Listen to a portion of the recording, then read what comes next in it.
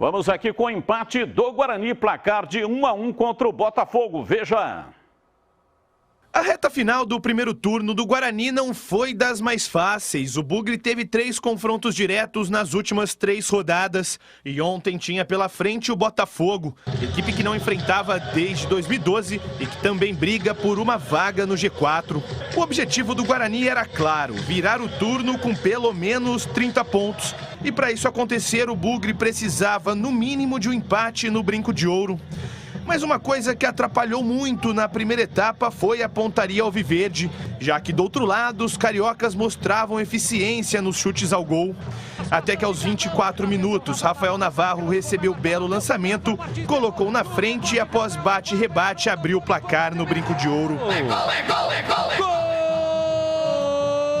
do Botafogo!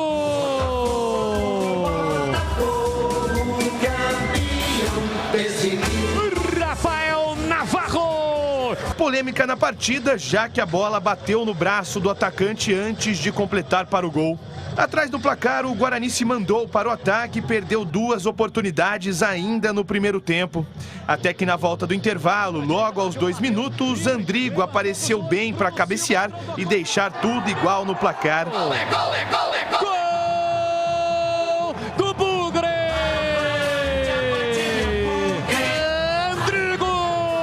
Depois do gol, as duas equipes se preservaram mais e poucas chances foram criadas. Botafogo até conseguiu assustar com Diego Gonçalves cobrando falta e Rafael Moura nessa bola sobrada dentro da área.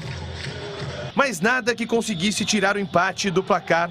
Com ponto somado, o Guarani vira o primeiro turno com 30 pontos e segue lutando por uma vaga no G4. A partir do momento que você sofre um gol irregular, muda-se toda a estratégia, o perfil da partida se altera e a gente teve que se adaptar a tudo isso, correr atrás do placar. Conseguimos um gol logo no início do segundo tempo, tentamos buscar a virada, mas infelizmente hoje ela não foi possível.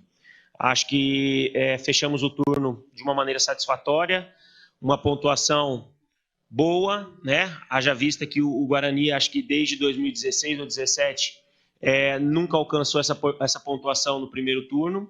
E o Guarani vai seguir trabalhando em busca dos seus objetivos, com tranquilidade, com os pés no chão, sabendo que tem condições de jogar sempre melhor e a gente vai em busca disso a todo momento. A origem do gol!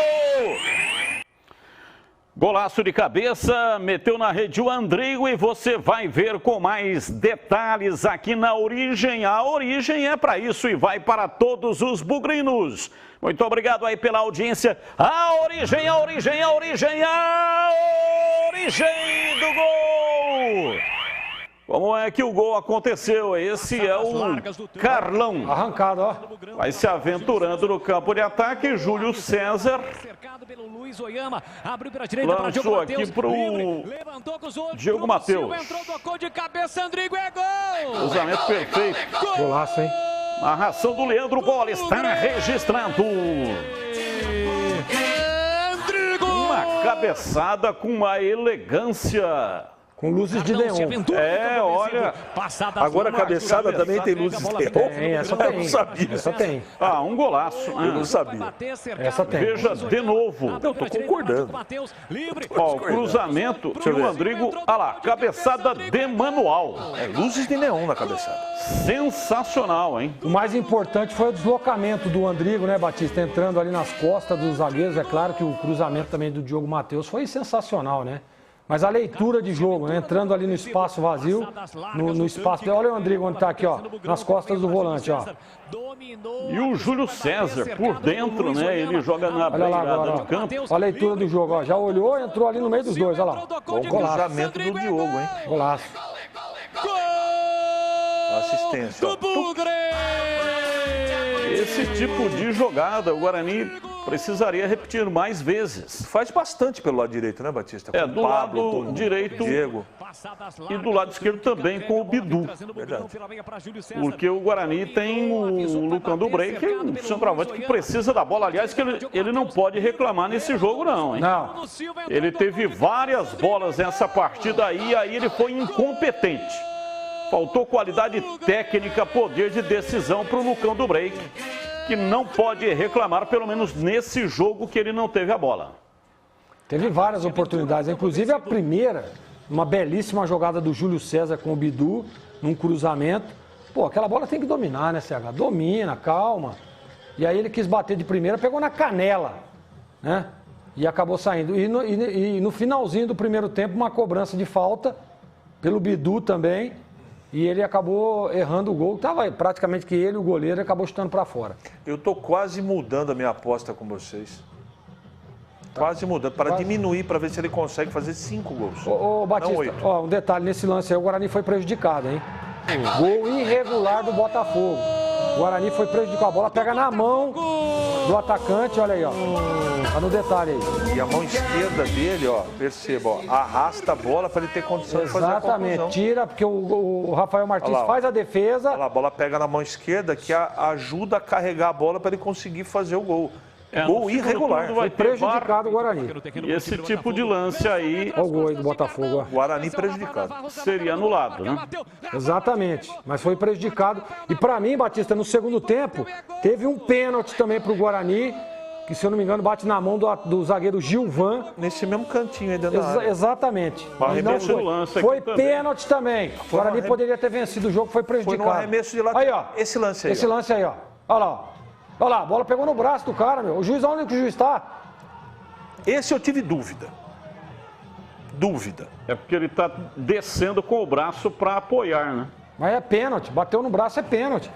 É a mesma coisa aquele cara que dá o carrinho e o cara bate a bola para trás e pega no braço do cara. O que é? Não é pênalti? É a mesma coisa, pô. É, mas esse tipo de lance nenhum árbitro dá. Porque eles falam que é o braço de apoio. Ele tava lá em cima O cara do tá lance. caindo para apoiar. Ele não pode tirar o braço para cair, porque senão ele se arrebenta no chão. Ah, não, mas pra mim foi pênalti. Olha lá, ó. Aí, ó. Já toca antes, Batista. Olha aí, ó. Olha, o Guarani fecha o primeiro turno com 30 pontos. Não é ruim. Tá na faixa ali, né? O ideal seria 32, mas vira com 30 pontos.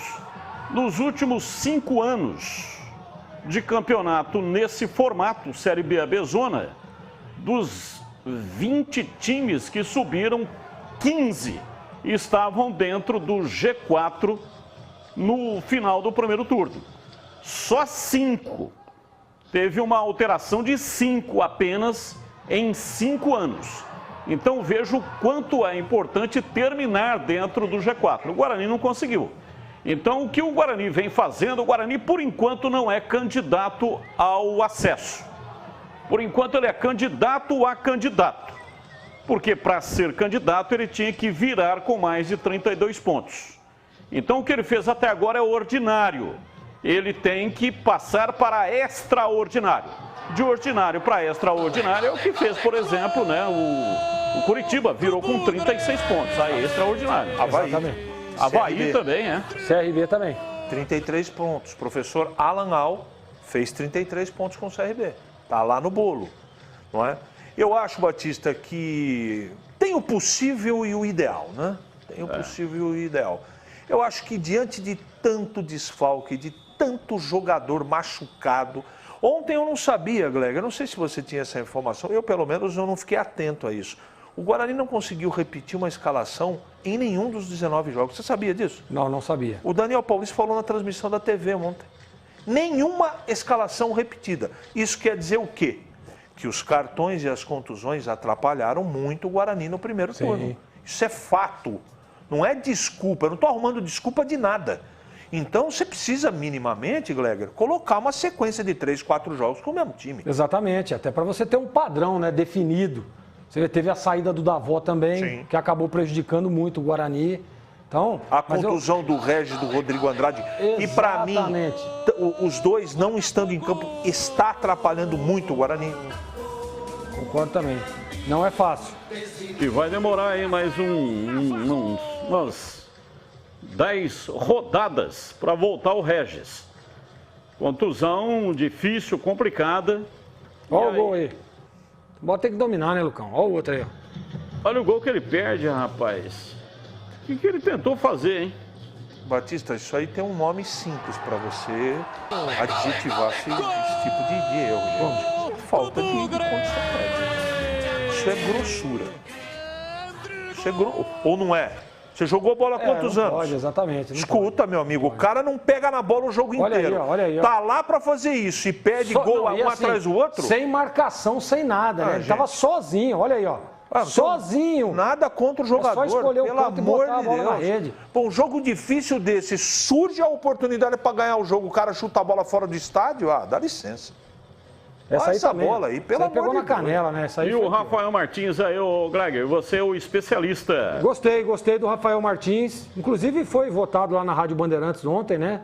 Ele e o Andrigo, os dois foram eleitos os craques do jogo.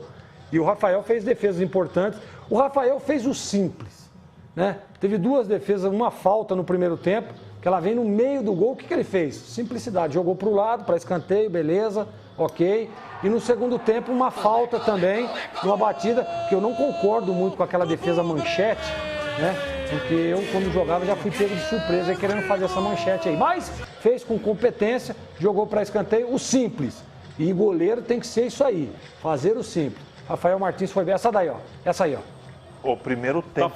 Tafarel fazia muito esse tipo de defesa. O primeiro tempo ele pegou uma... Dessa aí, não. Manchete. Primeiro tempo... O Tafarel, ele usava fundamentos do vôlei, sabia ou não? Ele usava fundamentos do vôlei.